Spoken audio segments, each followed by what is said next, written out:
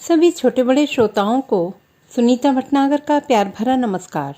Audio stories के हमारे channel कहानी जगत में आप सभी का स्वागत है। हिंदी कहानियों की श्रृंखला में आइए आज सुनते हैं मुक्ता जी द्वारा रचित कहानी आईने के पार। वह आईना देख रही है। हेमा, देखा तुमने? वह बार बार आईना देख रही है। आवाज फिर डूबने लगी। अभी अम्मा को पूरी तरह होश नहीं आया था। कहने को इमरजेंसी वार्ड है, लेकिन पूरी रात चौराहे जैसी हलचल बनी रहती है। पूरे वार्ड को संभालने वाली एक नर्स, वह भी रात में गायब। खैरात से चलने वाला अस्पताल है। नर्स दाइयों की गिनती बहुत है, लेकिन वे प्रकट तभी होती हैं जब बड़े डॉक्टर राउंड लेने आते हैं। अधिकतर आपस में ही लोगों को एक दूसरे की नर्सिंग का काम भी करना पड़ता है। बड़े बड़े नामी गिरामी सेठ यहाँ दान देते हैं, लेकिन अस्पताल है कि गरीब की कथरी बना हुआ है। अस्पताल में मुफ्त दवा काउंटर भी है, लेकिन 12 महीने वहां भोजन अवकाश का साइन बोर्ड लटका रहता है।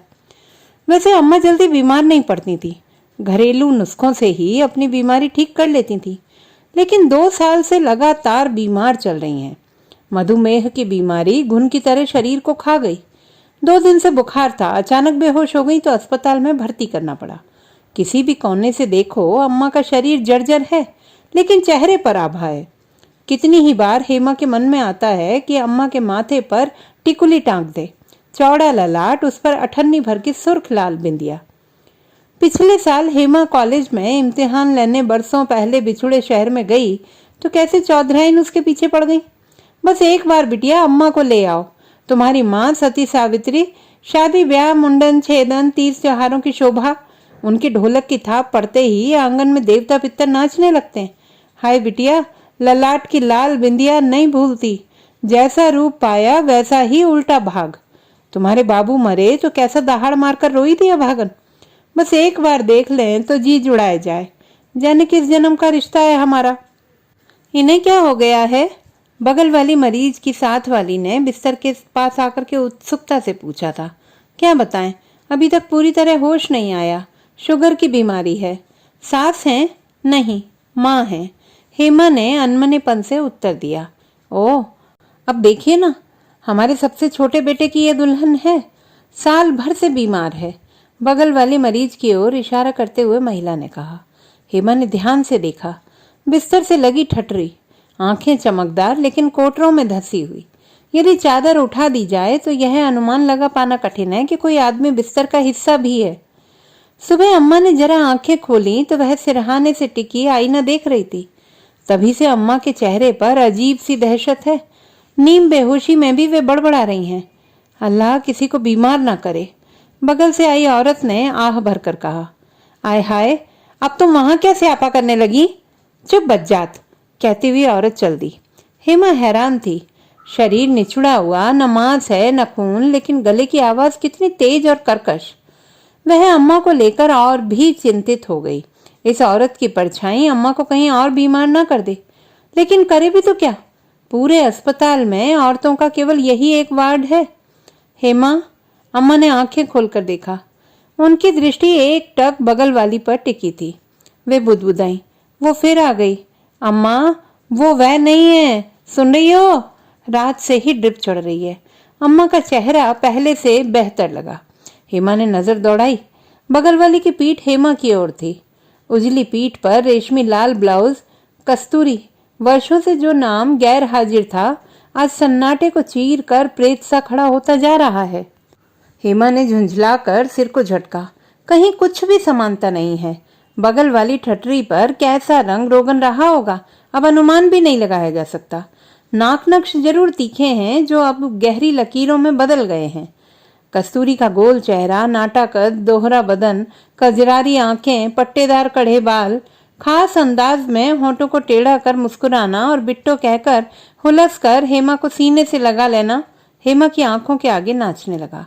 हमें भी अम्मा कहो ना बिट्टो। दत्त, घर की ड्योढ़ी पर पहुंचकर ही हेमा के पैर थमते थे। उत्साह उफन कर बाहर आ जाता था। अम्मा, ओ अम्मा, देखो आज उसने मुझे जलेबी दी। अभी जा और उसके मुंह पर मार कर आ। खबरदार जो उसके पास कभी भी फटकी, टांगे चीर कर रख दूंगी। घर फूंक छिनाल को चैन ना मिला तो अब लड़की को भी निगलना चाहती है। डिबरी की रोशनी में नन्ही हेमा अम्मा के मुंह का मिलान उस औरत से करती। न जाने कौन सा आकर्षण था। जलेबी के रस से ज्यादा उसके गुलाबी गाल, लाल होंठ और सीने के उतार चढ़ाव उसे खींचा करते, जिनके बीच दबे अपने चेहरे को वह सैकड़ों बार महसूस करती। जीजी, ये छिनाल क्या होता है? सटाक!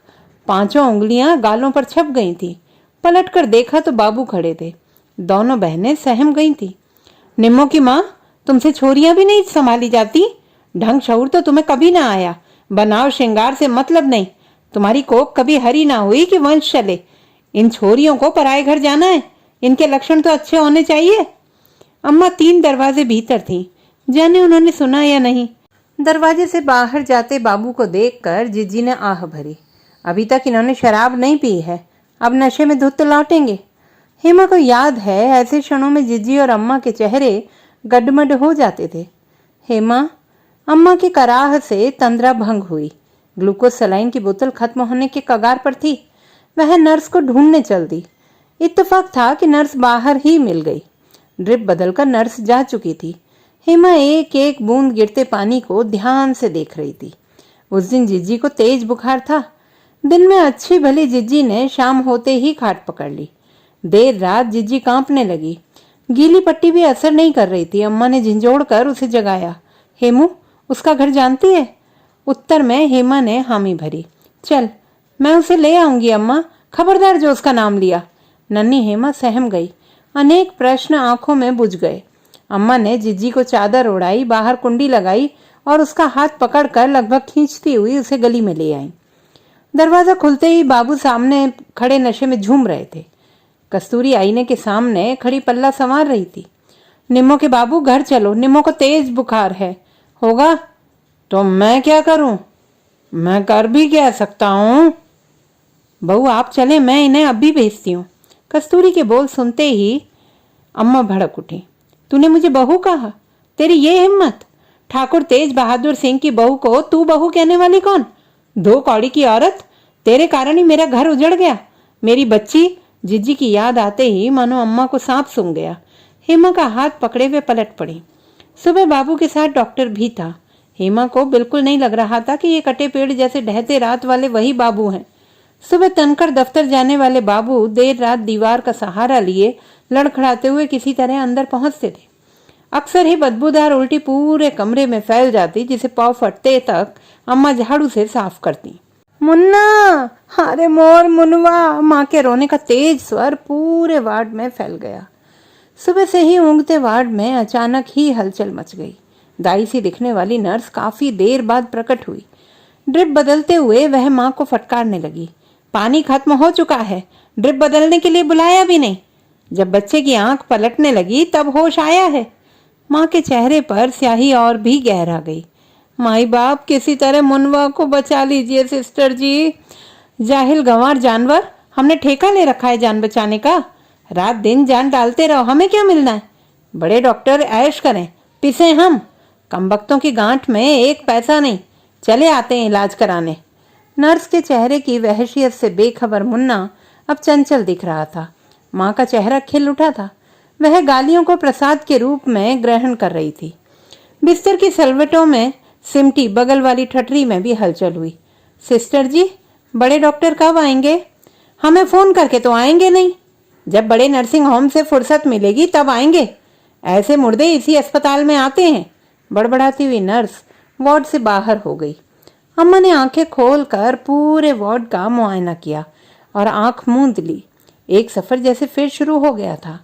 हलचल बंद हुई और समय ने अपनी धीमी रफ्तार पकड़ ली। उस दिन भी कुछ ऐसा ही माहौल था। डॉक्टर के जाने के बाद जिज्जी की तबीयत संभल गई थी। तुम घबराओ नहीं निम्मो की माँ, मैं शाम को जल्दी आ जाऊंगा। रात बाबू जल्दी लौटे। साथ में उनके 2 मित्र भी थे। सफाई सी देते हुए बोले, मैंने सोचा बिटिया बीमार है, देर करना ठीक नहीं। उनकी बात काटते हुए अम्मा बरस पड़ी।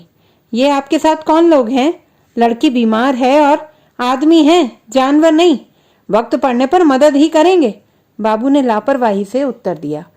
रात गहराते ही जिज्जी का बुखार चढ़ने लगा। ताश खेलने, गिलासों के टकराने, गालियों के मंडराने की आवाजें बरामदे से लगातार आ रही थी। अम्मा ने कातर स्वर में कहा, हेम, किवाड़ की फांक से बाबू को आवाज दे, कुंडी मत खोलना। हेमा को आज भी सब याद है। दोनों नर पिशाच दरवाजे की ओर गिद्ध दृष्टि लगाए बैठे थे। बाबू लुढ़के पड़े थे। जिज्जी का बुखार चढ़ता ही जा रहा था, सन्नीपात सा चढ़ने लगा। कमरे को किला बनाए अम्मा गीली पट्टी रखते हुए भी बड़बड़ा रही थी, निम्मो मेरी बच्ची, तुझे बुखार से बचाऊं या बाहर बैठे दरिंदों से। सुबह हेमा की आंख खुली, जिज्जी की लाश पड़ी थी। अम्मा बाबू दहाड़े मारकर रो रहे थे। बाबू का रोना उसे नुक्कड़ वाली रामलीला में दशरथ जी के रोने जैसा ही नकली लगा था। अम्मा को दोबारा हेमा ने रोते नहीं देखा, न नानी के मरने पर न ही बाबू के मरने पर। बाबू के मरने पर अम्मा ने कर्ज की तरह ही कांच की चूड़ियां उतार कर रख दी थी और चांदी के पतले कड़े डाल लिए थे। बहुत बाद में हेमा ने जिद करके अम्मा के लिए सोने की चूड़ियां बनवा दी थी। गांव मोहल्ले में जाने कैसे बाबू के मरने पर अम्मा के दहाड़ मारकर रोने की बात किवदंती की तरह फैली थी। इस बात को फैलाने में चौधराइन का सबसे बड़ा हाथ है। वह कैसे ब्याहता जिसके पति की अर्थी बिना उसके आंसुओं से नहाए घर से उठ जाए। पिछली मुलाकात में बहुत धीरे से किसी रहस्य की तरह चौधराइन ने पर्दा उठाया था। तुम लोगों के जाने के बाद वह छिनाल कस्तूरी भी मोहल्ला छोड़ गई, जाने किस कोठे पर जा बैठी या मर खप गई।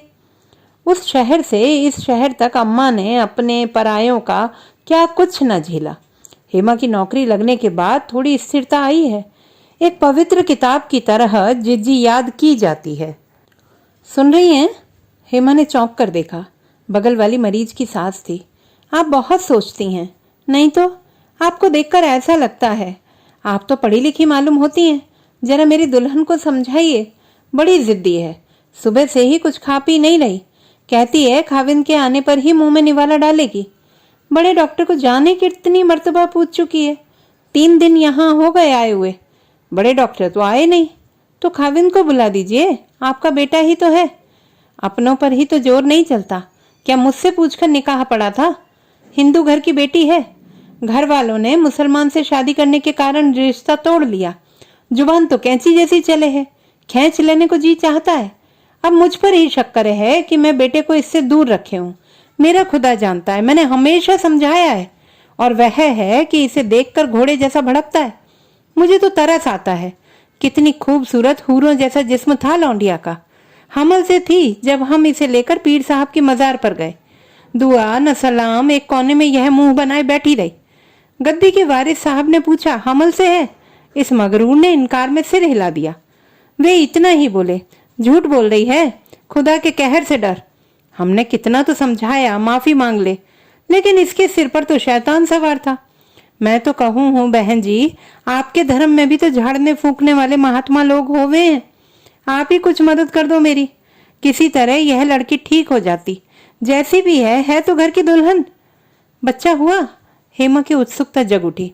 हाँ, लौंडिया हुई, खूब अच्छी तंदुरुस्त। जचगी के 3 साल बाद इसने खाट पकड़ ली। बरस भर में ही पिंजर हो गई है। 3 साल बाद?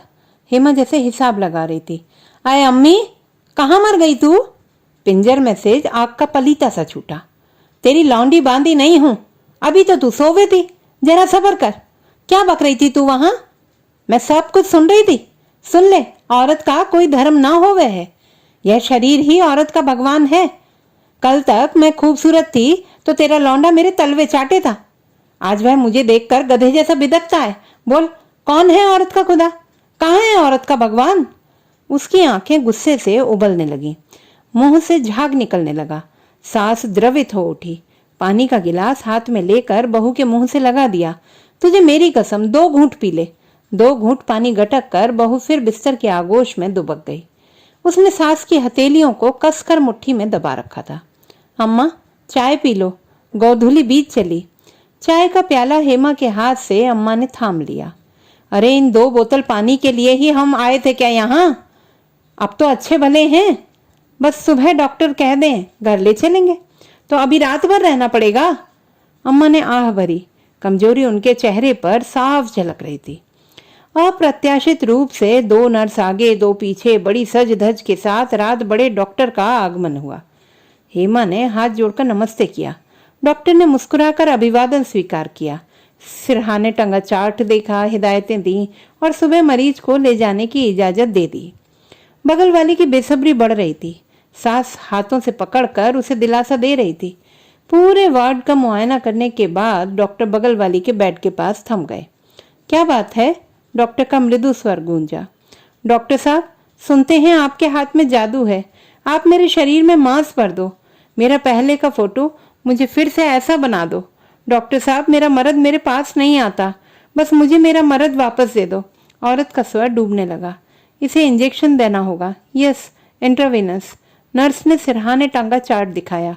ओह, इंटेस्टाइनल ट्यूबरक्लोसिस, बहुत देर कर दी है। डोनेशन से चलने वाले अस्पतालों का यही हाल है। We want to serve the patient but they don't cooperate. Sir, कल 2 पेशेंट मर गए, 2 दिन से कोई डॉक्टर नहीं आया। वो तो कोर्ट केस हो जाता सर, हमने किसी तरह। Well, very smart, naughty girl. Nurse का कंधा थपथपाते हुए बड़े डॉक्टर के साथ पूरा काफिला वार्ड से बाहर हो गया। आधी रात को किसी बच्चे के तेज रोने की आवाज से हेमा की आंख खुली। वह बेंच पर बैठी बिस्तर से सिर टिकाए ऊँग रही थी। बच्चा शायद भूखा था। थोड़ी देर में सन्नाटा छा गया। बगल वाली ने धीरे से तकिए के नीचे से बदरंग आईना निकाला और अपना चेहरा निहारने लगी। उसको यूं आईना निहारता देख हेमा की स्मृति में परछाई सी तैरने लगी। जिज्जी की लाश उठ चुकी थी। पड़ोस की औरतें अम्मा को घेरे बैठी थी। वह सब की नजर बचाकर कस्तूरी के दरवाजे पर खड़ी थी। कस्तूरी की आकृति उसके आदमकद आईने में पड़ रही थी। हेमा को देखते ही जैसे वेग फूट पड़ा था। कस्तूरी के आंसू बह चले। बिट्टो, मत कहो मुझे बिट्टो, तुम डायन हो। तुमने जिज्जी को मार डाला। मैं तुम्हें अम्मा कभी नहीं पुकारूंगी, 7 जन्म में भी नहीं। अम्मा ठीक कहती हैं, तुमने बाबू पर टोना किया है। वह टोना तुम्हारे शीशे में बंद है, इसीलिए तुम शीशा देखती रहती हो। नहीं बिट्टो। कस्तूरी फफक पड़ी थी। हेमा ने मुड़कर नहीं देखा। आईने को निहारते हुए अक्सर उसके अंदर कुछ घटता है, सभी फर्क मिट जाते हैं। अम्मा, जीजी, कस्तूरी और अपना चेहरा भी। बस एक औरत होती है, अपनी पूरी अस्मिता के साथ भरी पूरी औरत। सुबह चाय पीते ही हेमा सामान समेटने लगी थी। अम्मा घर चलने को उतावली हो रही थी। हेड नर्स के ड्यूटी पर आते ही उसे डिस्चार्ज स्लिप मिल गई थी। जा रही हैं? बगल वाली की सांस बढ़ाई। बहन जी, मेरी बात का ध्यान रखना, अगर कोई मिले तो बताना। अम्मा के संकोच में उन्होंने बीच के शब्द इशारे से समझा दिए। मुस्कुराकर हेमा ने सिर हिलाया। अम्मा हेमा के साथ ही आगे बढ़ी। दूसरे ही क्षण वार्ड की ओर पलट पड़ी। मेरा चश्मा? हेमी? अम्मा का परेशान स्वर गूंजा। क्या बात है अम्मा? चश्मा तो पर्स में है। पास आकर हेमा ने अम्मा का हाथ थाम लिया। हेमा, वो फिर आईना देख रही है। उसके हाथ से आईना छीन ले बेटी, वह मर जाएगी। अम्मा का स्वर करुण हो आया। मैं कह रही हूँ वह मर जाएगी। नहीं अम्मा, उसे आईना देखने दो, वह आईना ही उसकी ताकत है। अम्मा को सहारा देकर हेमा वार्ड से बाहर ले आई। तो दोस्तों, ये थी हमारी आज की कहानी। आपको कैसी लगी कमेंट बॉक्स में लिखना ना भूलें। चैनल को सब्सक्राइब करें, लाइक करें और मित्रों के साथ शेयर करें।